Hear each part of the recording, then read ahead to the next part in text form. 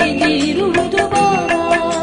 ನಿನ್ನನು ಅಗಲಿ ನಾನು, ನನ್ನನು ಅಗಲಿ ನೀನು, ಹೇಗೆ ಇರುವುದು ಬಾಬಾ, ಹೇಗೆ ಇರುವುದು ಬಾಬಾ.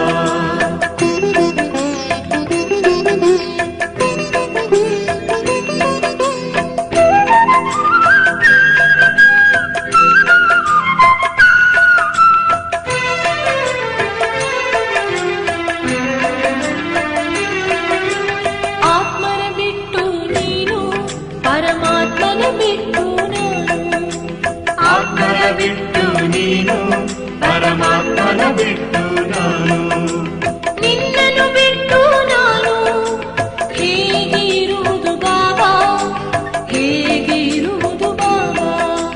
ನಿನ್ನನ್ನು ಬಿಟ್ಟು ನಾನು, ಹೇಗೆ ಇರುವುದು ಬಾಬಾ, ಹೇಗೆ ಇರುವುದು ಬಾಬಾ.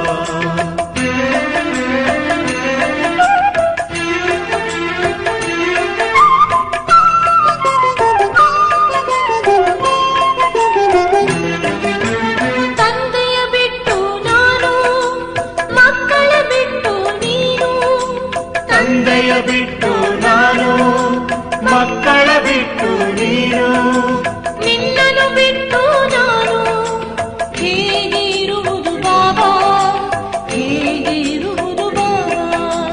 ನಿನ್ನನ್ನು ಬಿಟ್ಟು ನಾನು, ಹೇಗೆ ಇರುವುದು ಬಾಬಾ, ಹೇಗೆ ಇರುವುದು ಬಾಬಾ.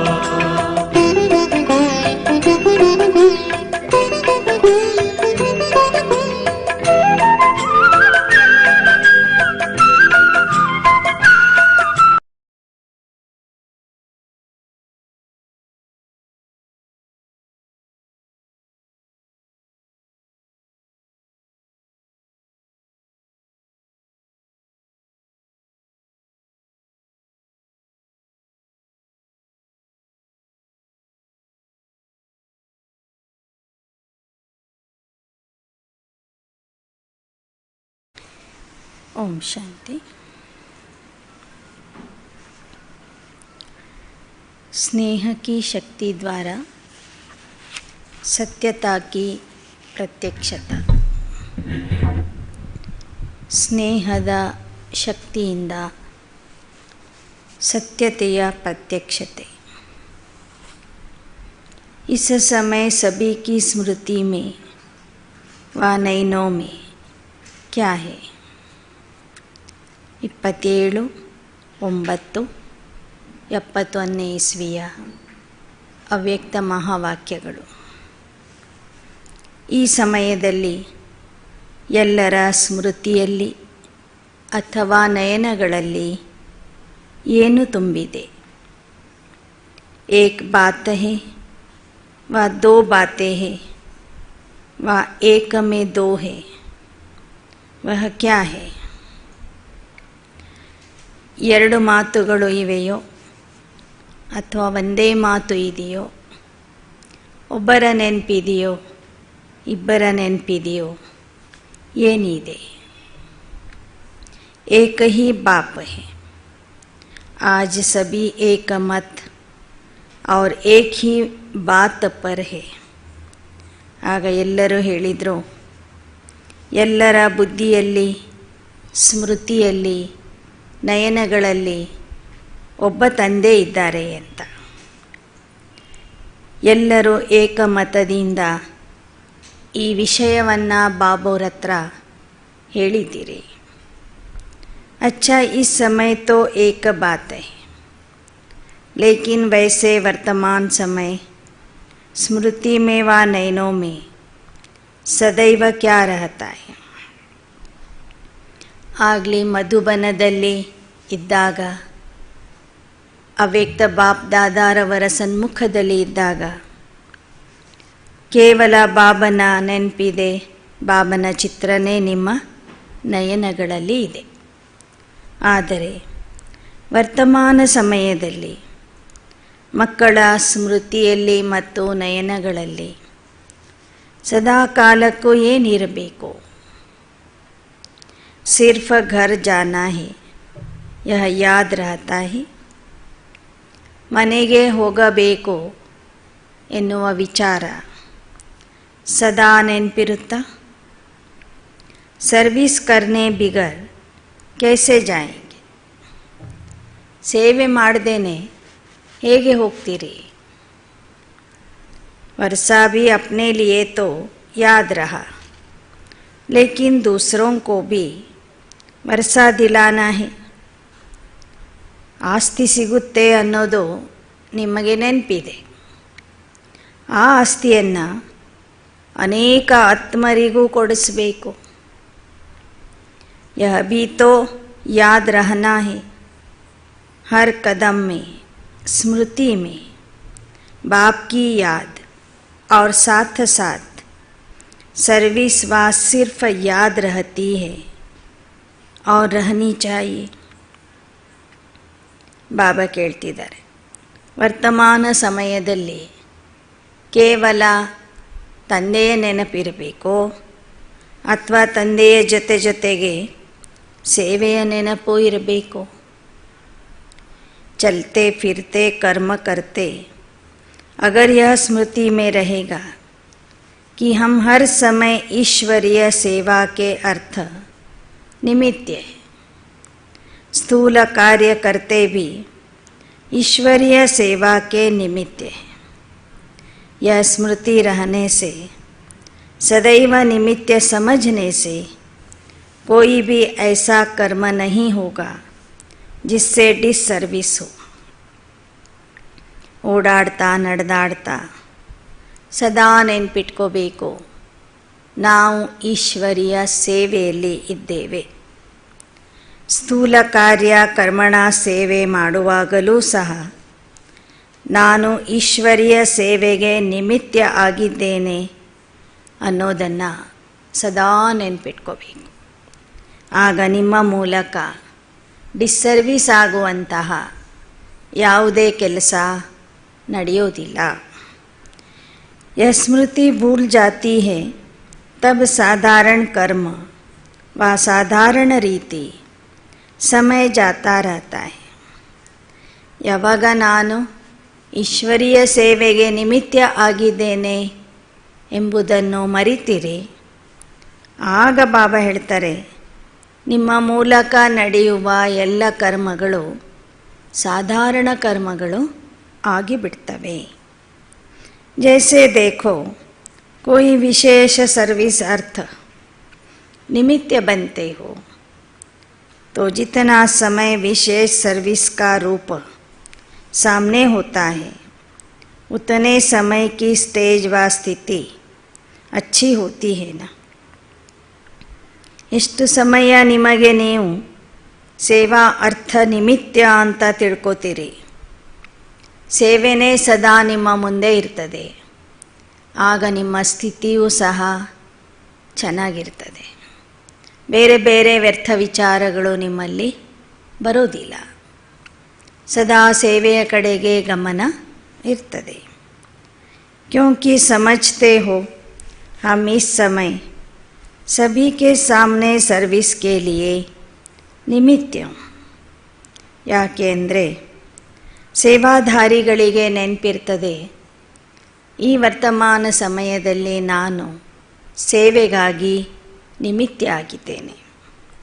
ऐसे ही स्थूल कार्य करते हुए भी स्मृति रहे कि इस समय मनसा द्वारा विश्व को परिवर्तन करने की सेवा में ಉಪಸ್ಥಿತ तो क्या ಸ್ಥಿತಿ रहेगी. ಹಾಗೆಯೇ ಸ್ಥೂಲ ಕರ್ಮ ಮಾಡುವಾಗಲೂ ನೆನ್ಪಿಟ್ಕೊಳ್ಳಿ, ಕೈಯಿಂದ ಸ್ಥೂಲ ಕೆಲಸ ಮಾಡ್ತಿದ್ರೂ ಸಹ ಮನಸ್ಸಿನ ಮೂಲಕ ನಾನು ವಿಶ್ವ ಪರಿವರ್ತನೆಗೆ ನಿಮಿತ್ತ ಆಗಿದ್ದೇನೆ. ಮನಸ್ಸಿನ ಮೂಲಕ ವಿಶ್ವ ಪರಿವರ್ತನೆಗಾಗಿ ಶುಭ ಸಂಕಲ್ಪ ಮಾಡ್ತಾ ಇದ್ದೀನಿ, ಆ ಸೇವೆಯಲ್ಲಿ ನಾನು ಉಪಸ್ಥಿತನಾಗಿದ್ದೇನೆ ಅಂತ ನೆನ್ಪಿಟ್ಕೊಡಿ. अटेंशन रहता है, चेकिंग रहती है. इस प्रकार अगर सदा अपने को विश्व की स्टेज पर विश्व कल्याण की सेवा अर्थ समझते हो तो फिर साधारण स्थिति व साधारण चलन व अलबेलापन रहेगा। ಈ ಥರ ನೀವು ನಿರಂತರವಾಗಿ ವಿಶ್ವ ಕಲ್ಯಾಣದ ಕಾರ್ಯದಲ್ಲಿ ತೊಡಗಿದ್ದೀರಿ.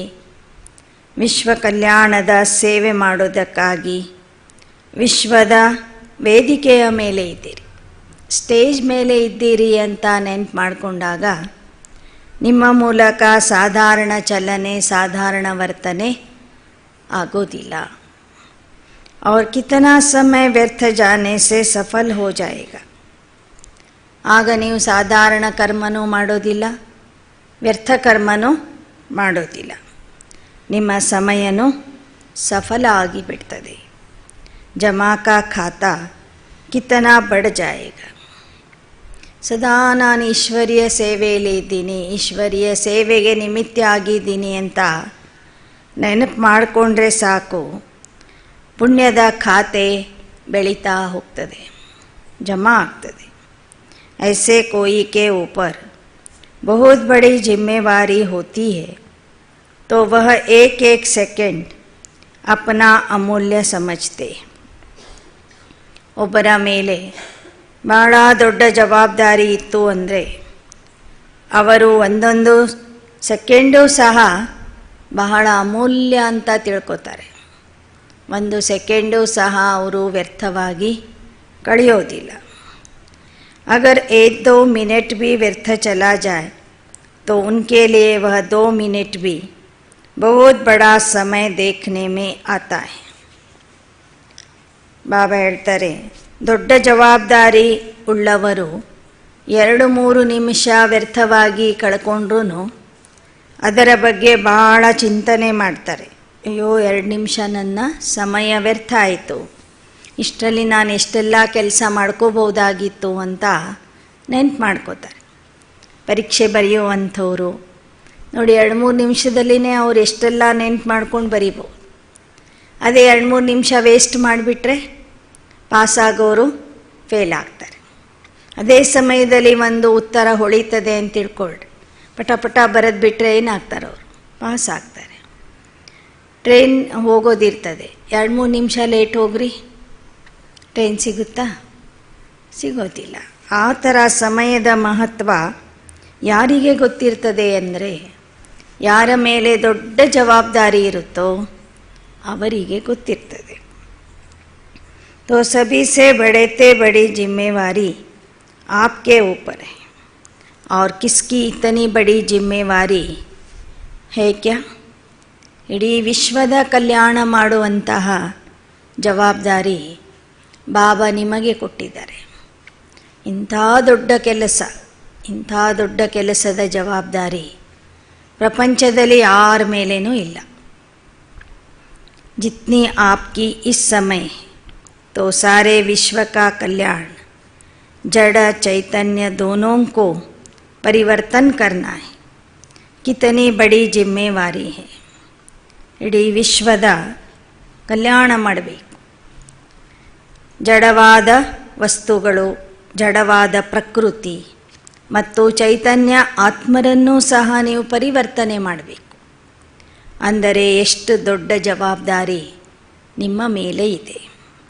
तो हर समय यह स्मृति रहे कि बाप ने इस समय कौन सी ड्यूटी दी है. ಸದಾ ನೆನ್ಪಿಟ್ಕೊಳ್ಳಿ, ಬಾಬಾ ನಿಮಗೆ ಯಾವ ಕೆಲಸವನ್ನು ಒಪ್ಪಿಸಿದ್ದಾರೆ, ಯಾವ ಡ್ಯೂಟಿ ಕೊಟ್ಟಿದ್ದಾರೆ. एक आँख में बाप का स्नेह, दूसरी आँख में बाप द्वारा मिला हुआ ಕರ್ತವ್ಯ ಅರ್ಥಾತ್ ಸೇವಾ. ನಿಮ್ಮ ಒಂದು ಕಣ್ಣಲ್ಲಿ ತಂದೆಯ ಸ್ನೇಹ ಇರಬೇಕು, ತಂದೆ ಕೊಟ್ಟಂಥ ಸ್ನೇಹ ಇರಬೇಕು. ಇನ್ನೊಂದು ಕಣ್ಣಿನಲ್ಲಿ ತಂದೆ ಕೊಟ್ಟಿರುವಂತಹ ಸೇವೆಯ ಕರ್ತವ್ಯ ಇರಬೇಕು, ಸೇವೆಯ ದೃಶ್ಯ ಇರಬೇಕು. तो स्नेह और सेवा दोनों साथ साथ चाहिए. ನಿಮ್ಮ ದೃಷ್ಟಿಯ ಮೂಲಕ ಜನರಿಗೆ ಪರಮಾತ್ಮ ಪ್ರೀತಿಯ ಅನುಭವ ಆಗಬೇಕು. ಎರಡನೇದು, ಇವರು ವಿಶ್ವ ಸೇವಾಧಾರಿಗಳು ಅನ್ನೋದು ಸಹ ಅನುಭವ ಆಗಬೇಕು. ನಿಮ್ಮ ದೃಷ್ಟಿಯಿಂದನೇ ಅವರಿಗೆ ಸುಖ ಶಾಂತಿಯ ಅನುಭವ ಆಗಬೇಕು. ಅಂದರೆ ನಿಮ್ಮಿಂದ ಸ್ನೇಹನೂ ಸಿಗ್ತಿರ್ಬೇಕು ಅವ್ರಿಗೆ, ಜೊತೆಗೆ ಸುಖ, ಶಾಂತಿ, ಪವಿತ್ರತೆ, ಶಕ್ತಿಯ ವರದಾನನೂ ಸಿಗ್ತಿರಬೇಕು. दोनों साथ साथ चाहिए. स्नेही भी प्रिय है, लेकिन सर्विसेबल ज्ञानी आत्मा ಅತಿ ಪ್ರಿಯ. ಸ್ನೇಹಿ ಮಕ್ಕಳು ಬಾಬವ್ರಿಗೆ ಪ್ರಿಯ ಇದ್ದಾರೆ, ಆದರೆ ಸೇವಾಧಾರಿಗಳು ಅದು ಸಹ ಜ್ಞಾನದ ಸೇವೆ ಮಾಡುವಂಥವ್ರು, ಜ್ಞಾನ ಹೇಳುವ ಸೇವೆ ಮಾಡುವಂಥವರು ಸಹ ಬಾಬವ್ರಿಗೆ ಅತ್ಯಂತ ಪ್ರೀತಿ ಪಾತ್ರ ಆಗಿದ್ದಾರೆ. तो दोनों ही साथ साथ चाहिए. अपनी स्थिति जब दोनों की साथ साथ स्मृति होगी, तभी सर्विस करने के समय स्नेही मूर्त भी होंगे. ನಿಮ್ಮ ಸ್ಥಿತಿ ಸರಿ ಇತ್ತು, ನಿಮ್ಮಲ್ಲಿ ಸ್ನೇಹ ಮತ್ತು ಸೇವೆ ಎರಡೂ ಇತ್ತು ಅಂದರೆ ಬಾಬಾ ಹೇಳ್ತಾರೆ ಶಕ್ತಿಯೂ ಸಹ ನಿಮ್ಮಲ್ಲಿ ಬಂದ್ಬಿಡ್ತದೆ. ಸಿರ್ಫ ಸ್ನೇಹ ನಹಿ, स्नेह के साथ शक्ति रूप भी होंगे ही. तो लेकिन शक्ति रूप का प्रत्यक्ष रूप क्या दिखाई देगा? ಸ್ನೇಹ ಮತ್ತು ಸೇವೆಯ ಕರ್ತವ್ಯ ನೀವು ಮಾಡ್ತಾ ಇದ್ದರೆ ಅಲ್ಲಿ ಶಕ್ತಿಯ ಸ್ವರೂಪನೂ ಆಗಿಬಿಡ್ತೀರಿ. ಬಾಬಾ ನಿಮಗೆ ಶಕ್ತಿ ಕೊಡ್ತಾ ಹೋಗ್ತಾರೆ. ಶಕ್ತಿ ಸ್ವರೂಪದ ಪ್ರತ್ಯಕ್ಷ ಪ್ರಮಾಣ ಏನಾಗಿದೆ? सर्विस के रिजल्ट में नंबर किस आधार पर होते? ನಿಮ್ಮಲ್ಲಿ ಶಕ್ತಿ ಇದೆ ಅಂದರೆ ಅದರ ಗುರುತೇನು? ನೀವು ಮಾಡುವ ಸೇವೆಯಲ್ಲಿ ನಿಮಗೆ ಸಫಲತೆಯ ಪ್ರಾಪ್ತಿಯಾಗ್ತದೆ, ಅದು ಶಕ್ತಿಯ ಪ್ರಮಾಣ ಆಗಿದೆ. ನೀವೇನೇ ಸೇವೆ ಮಾಡಿದ್ರೂ ಅದರಲ್ಲಿ ನಿಮಗೆ ನಂಬರ್ 1 ಪಾಸ್ ಆಗುವಂಥ ಶಕ್ತಿ ಬರ್ತದೆ. वाणी में जौहर भरा हुआ है, अर्थात स्नेह के साथ. शब्दों में ऐसा जौहर होना चाहिए जो उनके हृदय विदीर्ण हो जाए.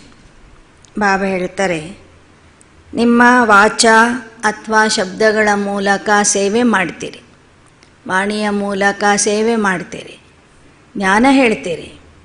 ಆ ಜ್ಞಾನದಲ್ಲಿ ಯೋಗದ ತೀಕ್ಷ್ಣತೆ, ಯೋಗದ ಹರಿತ ತುಂಬಿರಬೇಕು, ಯೋಗದ ಶಕ್ತಿ ತುಂಬಿರಬೇಕು. ಆಗ ನೀವು ಬಿಡುವ ಜ್ಞಾನದ ಬಾಣ ಅನೇಕ ಆತ್ಮರ ಹೃದಯ ವಿದೀರ್ಣ ಮಾಡಿಬಿಡ್ತದೆ, ಅವ್ರ ಹೃದಯಕ್ಕೆ ಹೋಗಿ ಅದು ನಾಟ್ತದೆ. ಅಭಿ ತಕ್ ರಿಸಲ್ಟ್ ಕ್ಯಾ ಹೈ? ಯಾ ತೋ ಬಹುತ್ ಜೌಹರ್ ದಿಖಾತೆ ಹೋ व बहुत स्नेह दिखाते, या तो बिल्कुल ही हल्के रूप में बोलेंगे या बहुत जोश में बोलेंगे. ಈಗ ನಿಮ್ಮ ರಿಸಲ್ಟ್ ಏನಿದೆ? ಒಮ್ಮೊಮ್ಮೆ ನೀವು ಆವೇಶದಲ್ಲಿ ಬಂದು ಜೋರಾಗಿ ಜ್ಞಾನ ಹೇಳ್ತೀರಿ, ಒಮ್ಮೊಮ್ಮೆ ಒಳಗೇನಿದೆಯೋ ಇಲ್ಲೋ ಅನ್ನೋ ಥರ ಸೋ ಅಂತ ಜ್ಞಾನ ಹೇಳ್ತೀರಿ.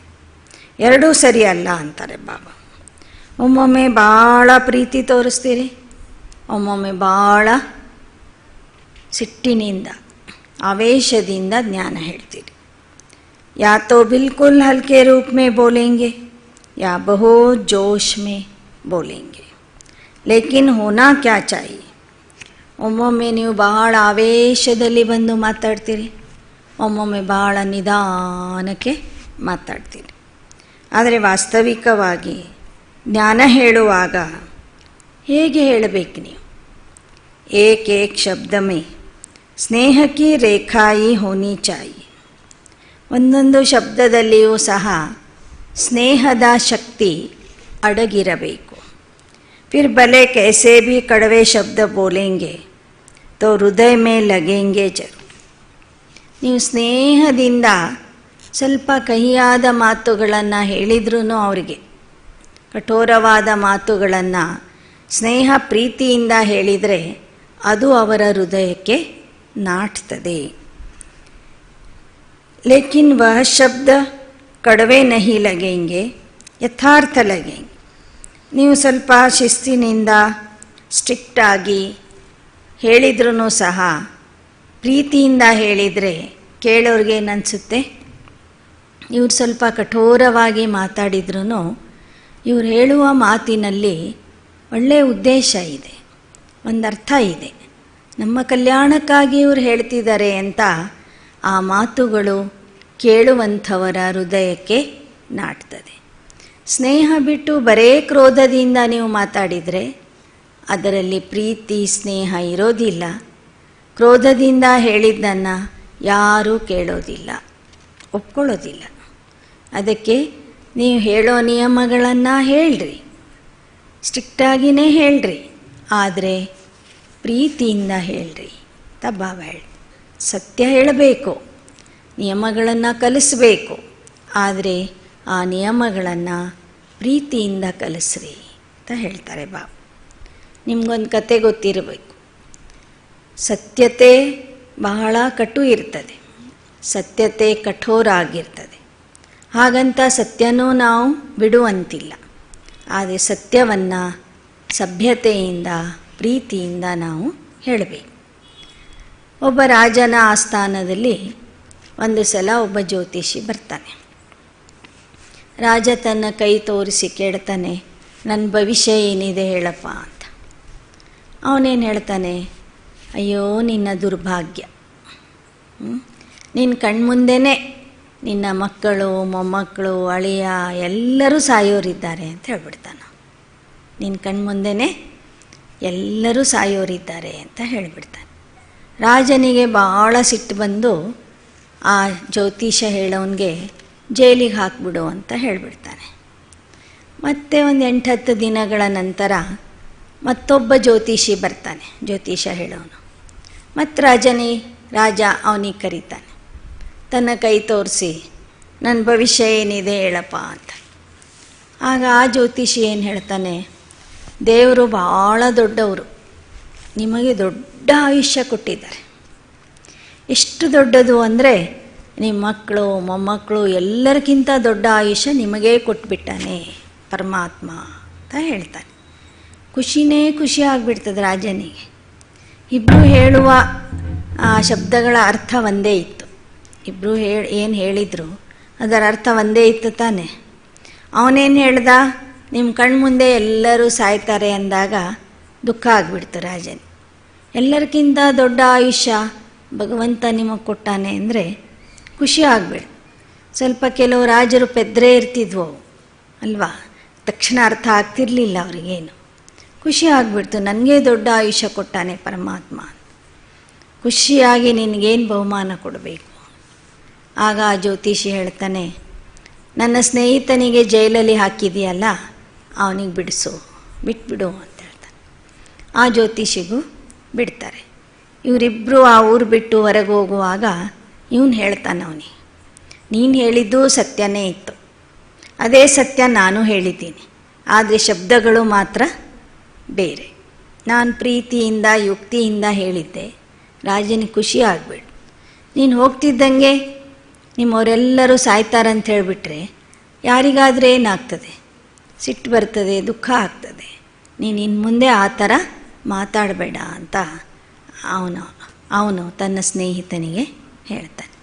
ಹೀಗೆ ಬಾಬಾನೂ ಹೇಳ್ತಾರೆ, ನಮ್ಮ ಜ್ಞಾನ ಸ್ವಲ್ಪ ಕಠೋರವಾಗಿದೆ. ಪರಮಾತ್ಮ ಸರ್ವವ್ಯಾಪಿ ಅಲ್ಲ ಅಂದರೆ ಕೆಲವ್ರಿಗೆ ಶಾಕ್ ಆಗಿಬಿಡ್ತು. ಗೀತೆಯ ಭಗವಂತ ಕೃಷ್ಣ ಅಲ್ಲ ಶಿವ ಅಂದರೆ ವೈಷ್ಣವರಿಗೆ ಹಾರ್ಟ್ ಅಟ್ಯಾಕೇ ಬಂದುಬಿಡ್ತದೆ. ಅದನ್ನು ನೀವೇನು ಮಾಡಬೇಕು, ಬಹಳ ಯುಕ್ತಿಯಿಂದ ಹೇಳಬೇಕು, ಪ್ರೀತಿಯಿಂದ ಹೇಳಬೇಕು. ಬರ್ತಿದ್ದಂಗೆ ನೀವೆಲ್ಲ ರಾವಣನ ಮಕ್ಕಳು, ನಾವಷ್ಟೇ ರಾಮನ ಮಕ್ಕಳು ಅಂತ ಮನೆಗೆ ಹೋಗಿ ಹೇಳಿದರೆ ಏನಂತಾರವರು, ನೀನು ಅಲ್ಲೇ ಇದ್ಬಿಡು ಅಂತಾರೆ. ನೀನು ಯಾಕೆ ಬಂದೆ ಹಂಗಾದ್ರೆ ರಾವಣನ ಮನೆಗೆ? ಅದಕ್ಕೆ ಶಬ್ದಗಳನ್ನು ನಾವು ಮಾತಾಡುವಾಗ ಬಹಳ ಪ್ರೀತಿಯಿಂದ ಯುಕ್ತಿಯಿಂದ ಮಾತಾಡಬೇಕು.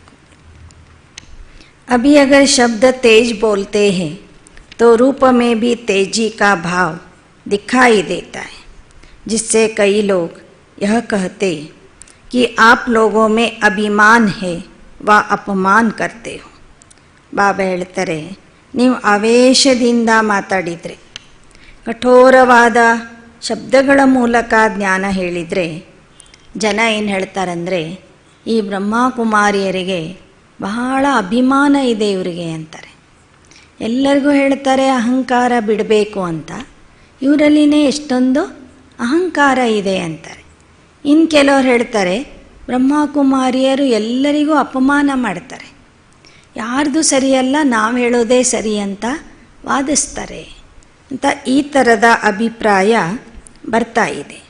ಲೇಕಿನ್ ಏಕ್ ತರಫ್ ठोकते भी जाओ, दूसरे तरफ स्नेह भी देते जाओ, तो आपके स्नेह की मूर्त से अपना तिरस्कार महसूस नहीं करेंगे, लेकिन यह अनुभव करेंगे कि हम आत्माओं के ऊपर इनको तरस है. ನೀವು ಜ್ಞಾನ ಹೇಳ್ತಾ ಹೇಳ್ತಾ ಪ್ರೀತಿ ಸ್ನೇಹದಿಂದ ಹೇಳ್ತಾ ಹೋಗ್ರಿ. ಅದೇ ಹೇಳ್ತಾರಲ್ಲ, ಹಾವು ಸಾಯಬೇಕು ಕೋಲ್ ಮುರಿಬಾರ್ದು, ಆ ಥರ ನೀವು ಜ್ಞಾನ ಹೇಳ್ರಿ. ವೆಲ್ವೆಟ್ ಬಟ್ಟೆ ಚಪ್ಪಲಿಯಿಂದ ಹೊಡೀರಿ ಅಂತಾರೆ ಬಾಬಾ. ಅವಾಗೇನಾಗ್ತದೆ, ಅವರಿಗೆ ಪೆಟ್ಟಾಗಲ್ಲ, ಆದರೆ ಅದು ಒಂದು ಪಾಠ ಕಲಿಸ್ದಂಗೆ ಆಗ್ತದೆ.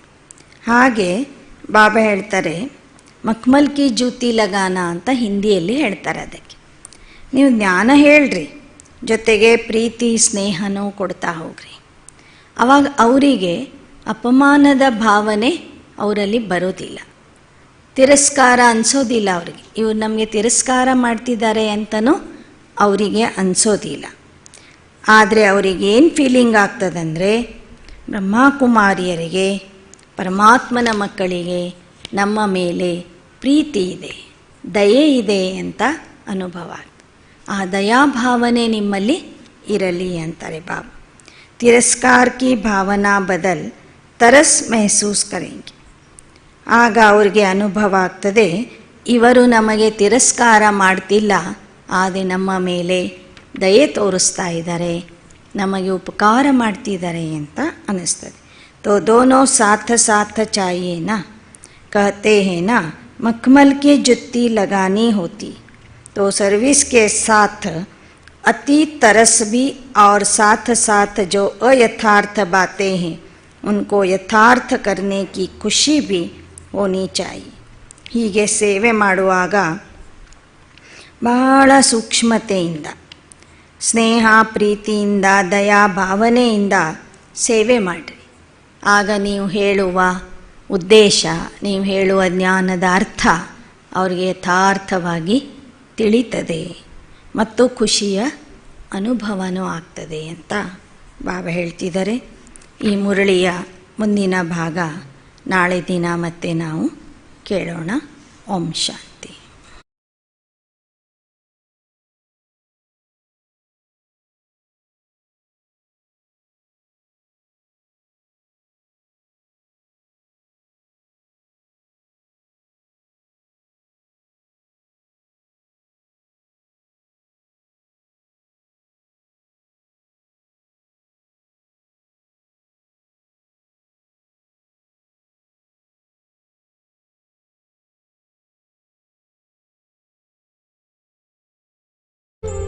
ಶಿವ ಬಾಬಾ, ನನಗೆ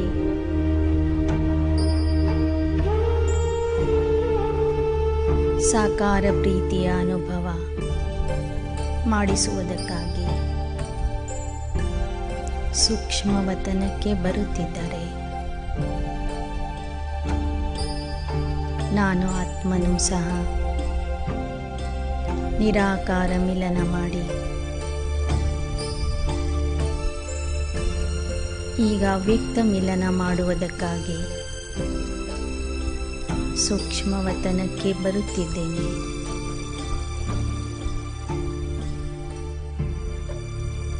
ಸೂಕ್ಷ್ಮವತನಕ್ಕೆ ಬರುತ್ತಿದ್ದಂತೆ ನನಗೆ ಸುಂದರವಾದ ಮಿಣಗುವ ದೇಹ ಸಿಕ್ಕಿದೆ. ನಾನು ಫರಿಷ್ಠಾ ರೂಪಧಾರಿ ದಿವ್ಯ ಫರಿಷ್ಠಾ ಆಗಿದ್ದೇನೆ.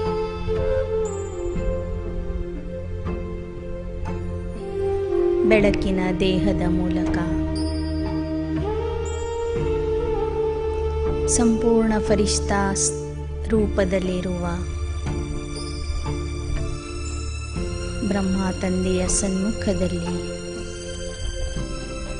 ನಾನು ಉಪಸ್ಥಿತನಾಗಿದ್ದೇನೆ. ಬ್ರಹ್ಮ ತಂದೆಯ ಮೂಲಕ ಅಲೌಕಿಕ ಪ್ರೀತಿಯನ್ನು, ಪವಿತ್ರ ಪ್ರೀತಿಯನ್ನು, ಆತ್ಮಿಕ ಪ್ರೀತಿಯನ್ನು ಕೊಡುವುದಕ್ಕಾಗಿ ಆ ನನ್ನ ನಿರಾಕಾರ ಸಾಜನ್ ಶಿವ್ ಬಾಬಾ ಬ್ರಹ್ಮಾರವರ ಮಸ್ತಕದಲ್ಲಿ ಬಂದು ಕುಳಿತಿದ್ದಾರೆ. ಬಾಪದಾದ ಸಂಯುಕ್ತ ರೂಪದಲ್ಲಿದ್ದು ನನಗೆ ತಮ್ಮ ಎರಡೂ ಬಾಹುಗಳಿಂದ ಆಹ್ವಾನಿಸುತ್ತಿದ್ದಾರೆ.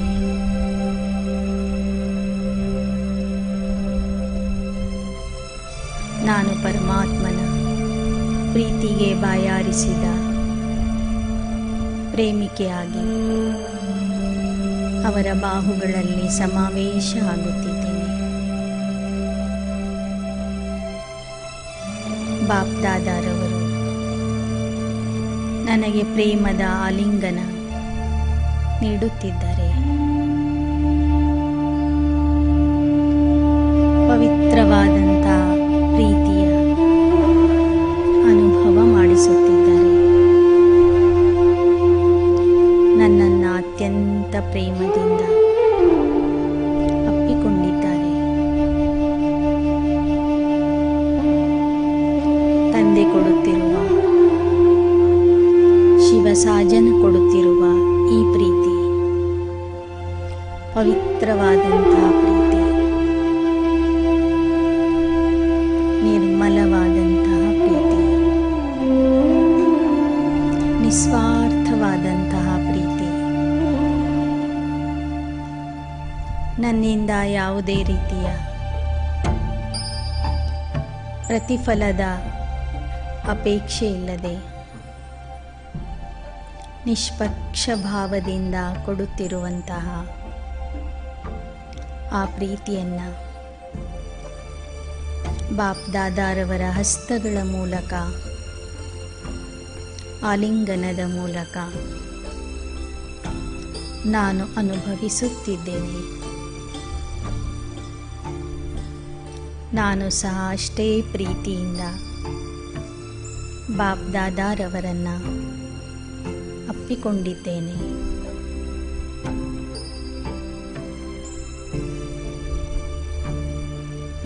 ಲೌಕಿಕದಲ್ಲಿ ಎಲ್ಲರೂ ಒಂದು ಮಾತನ್ನು ಹೇಳುತ್ತಿದ್ದರು, ಪತಿಯೇ ಪರಮೇಶ್ವರ ಅಂತೇಳಿ. ಆದರೆ ಸಂಗಮ ಯುಗದಲ್ಲಿ ಕಾಲಕ್ಕೆ ವಶ ಆಗದೇ ಇರುವಂತಹ ಅವಿನಾಶಿ ಪತಿ ಪರಮೇಶ್ವರನೇ ನನಗೆ ಪತಿಯ ರೂಪದಲ್ಲಿ ಸಿಕ್ಕಿದ್ದಾರೆ. ಎಂದೂ ಸಾಯದೇ ಇರುವಂತಹ ಗಂಡ ನನಗೆ ಸಿಕ್ಕಿದ್ದಾರೆ. ನನ್ನನ್ನು ಸಹ ಅಮರ ಆತ್ಮದ ಜ್ಞಾನ ನೀಡಿ, ಅಮರ ಕಥೆಯನ್ನು ಹೇಳಿ ಅಮರ ಲೋಕಕ್ಕೆ ಕರೆದುಕೊಂಡು ಹೋಗುತ್ತಿದ್ದಾರೆ. ಈಗ ಬಾಪ್ದಾದಾರವರು ನನ್ನ ಮುಖವನ್ನು ನೋಡುತ್ತಾ ಶಕ್ತಿಶಾಲಿ ದೃಷ್ಟಿಯನ್ನು ಕೊಡುತ್ತಿದ್ದಾರೆ. ನನಗೆ ಸದಾ ಸೌಭಾಗ್ಯವತಿಯ ತಿಲಕ ಇಡುತ್ತಿದ್ದಾರೆ. ಸದಾ ಸೌಭಾಗ್ಯವತಿ ಭವ ಎಂಬ ವರದಾನ ಕೊಡುತ್ತಿದ್ದಾರೆ. ಇಂತಹ ಪತಿಯ ಕೈಯನ್ನು ನಾನು ಎಂದೆಂದೂ ಬಿಡುವುದಿಲ್ಲ.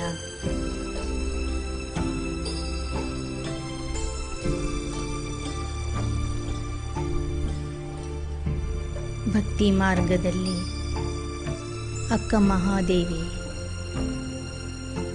ಸರ್ವಸ್ವ ತ್ಯಾಗವನ್ನು ಮಾಡಿ ಯಾರನ್ನ ಹುಡುಕಿಕೊಂಡು ಹೋಗಿದ್ದಳು. ಆ ಸತ್ಯ ಮಲ್ಲಿಕಾರ್ಜುನ, ಸತ್ಯ ಶಿವ ನನಗೆ ಸಿಕ್ಕಿದ್ದಾರೆ.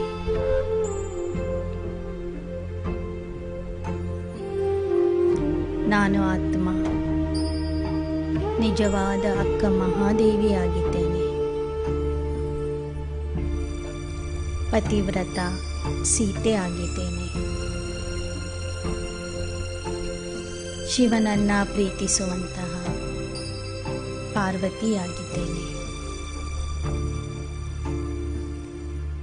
ಆ ಪ್ರಿಯತಮನ ಪರಮೇಶ್ವರ ಪತಿಯ ಕೈಯನ್ನು ಹಿಡಿದು ವಚನ ಕೊಡಿ.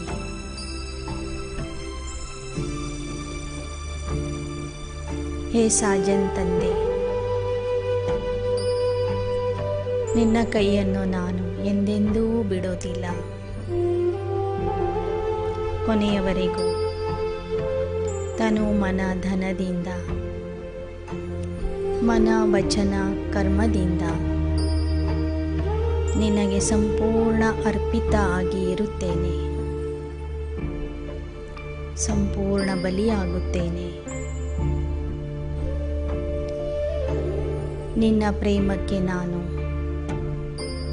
ಸಂಪೂರ್ಣ ಸಮರ್ಪಿತ ಆಗಿದ್ದೇನೆ. ನನ್ನ ಸರ್ವಸ್ವವನ್ನು ನಿನಗೇ ಅರ್ಪಿಸುತ್ತಿದ್ದೇನೆ.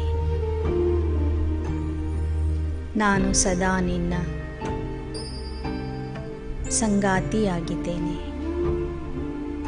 ನೀನು ನನ್ನ ಸಂಗಾತಿಯಾಗಿದ್ದೀಯಾ. ಈ ನಮ್ಮ ಅದ್ಭುತವಾದಂಥ ಜೋಡಿ ಸಂಗಮ ಯುಗದ ಕೊನೆಯವರೆಗೂ ಹೀಗೆ ಇರುತ್ತದೆ ಎಂದು ನಾನು ನಿನಗೆ ವಚನ ಕೊಡುತ್ತಿದ್ದೇನೆ. ಮಾಯೆಗೆ ವಶ ಆಗಿ ನಾನು ಎಂದೆಂದೂ ನಿನಗೆ ಡೈವೋರ್ಸ್ ಕೊಡೋದಿಲ್ಲ. ಸದಾ ನಿನ್ನ ಆತ್ಮೀಯ ಪ್ರೇಮಿಕೆಯಾಗಿ, ಪತಿವ್ರತ ಸತಿಯಾಗಿ ಇರುತ್ತೇನೆ. ನನ್ನ ವಚನ ಕೇಳಿ ನನ್ನ ಸಾಜನ್ ನನಗೆ ಪ್ರೀತಿಯಿಂದ ನೋಡುತ್ತಾ, ಪ್ರೀತಿಯಿಂದ ನನ್ನ ಮಸ್ತಕವನ್ನು ಚುಂಬಿಸುತ್ತಿದ್ದಾರೆ. ನನ್ನ ತಲೆಯ ಮೇಲೆ ಕೈ ಇಟ್ಟು ಚಿಂತಿಸಬೇಡ ನಾನಿದ್ದೇನೆ ಎಂಬ ವರದಾನ ಕೊಡುತ್ತಿದ್ದಾರೆ. ನಿನ್ನ ಎಲ್ಲ ಜವಾಬ್ದಾರಿಗಳನ್ನು ನಾನು ವಹಿಸಿಕೊಳ್ಳುತ್ತೇನೆ ಎಂದು ನನಗೆ ಭರವಸೆ ನೀಡುತ್ತಿದ್ದಾರೆ. ಶಾಂತಿ, ಧೈರ್ಯವನ್ನು ನೀಡುತ್ತಿದ್ದಾರೆ. ಪ್ರತಿನಿತ್ಯ ನನಗೆ ಪ್ರೀತಿಯ ಪತ್ರವನ್ನು ಬರೆಯುತ್ತಾರೆ. ಪ್ರೀತಿಯ ಪಾಲನೆಯನ್ನು ಕೊಡುತ್ತಿದ್ದಾರೆ. ಅಂತಹ ಪ್ರಿಯತಮನನ್ನ ನಾನು ಎಂದೆಂದೂ ಮರೆಯುವುದಿಲ್ಲ ಎಂದು ವಚನ ಕೊಡುತ್ತಾ, ಬಾಪ್ ದಾದಾರವರ ವರದಾನಿ ಹಸ್ತಗಳನ್ನು ತಮ್ಮ ಮೇಲೆ, ತಮ್ಮ ತಲೆಯ ಮೇಲೆ ಇಟ್ಟುಕೊಂಡು ಮತ್ತೊಮ್ಮೆ ಆ ತಂದೆಯಿಂದ ಸರ್ವಶಕ್ತಿಗಳನ್ನು ನಿಮ್ಮಲ್ಲಿ ತುಂಬಿಕೊಳ್ಳಿರಿ. ಅವನ ಪ್ರೇಮದ ಗಂಗೆ, ಪ್ರೇಮದ ಜಲ ನಿಮ್ಮ ಅಂಗವನ್ನು ಶೀತಲ ಮಾಡುತ್ತಿದೆ ಎಂದು ಅನುಭವ ಮಾಡಿರಿ. ನಿನ್ನ ಪ್ರೇಮದ